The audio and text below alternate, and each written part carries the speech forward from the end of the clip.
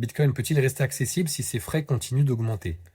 Lors des périodes de forte activité sur le réseau Bitcoin, les frais de transaction ont de nouveau augmenté en 2026. Certains utilisateurs doivent payer davantage pour que leurs transactions soient traitées rapidement.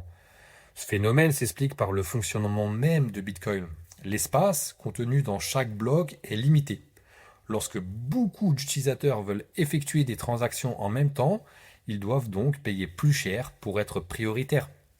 Ce que va nous apprendre cette news, c'est que le coût d'utilisation de Bitcoin, ce n'est pas un défaut technique, mais c'est une conséquence directe de sa demande et de sa conception. Les frais sont un mécanisme de sélection.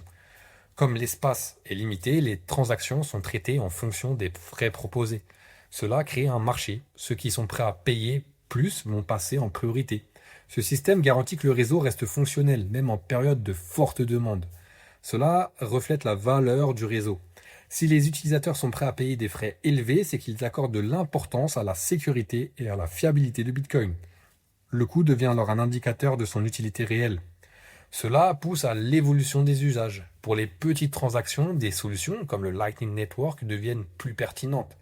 La blockchain principale, elle, tend à être utilisée pour des transactions beaucoup plus importantes, où les frais sont proportionnellement moins problématiques. Au résumé, l'augmentation des frais ne signifie pas que Bitcoin devient inutilisable.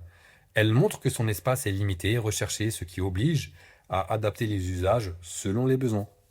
Pour rappel, ici, on parle d'actualité Bitcoin. C'est vrai que c'est important de bien s'informer quotidiennement. Mais par contre, si vous voulez une véritable compréhension de ce que c'est que le Bitcoin pour vous, en tant que musulman, allez voir les vidéos d'analyse que je produis sur des sujets où on va en profondeur sur la chaîne Muslim Bitcoin. Je vous retrouve là-bas. Salam.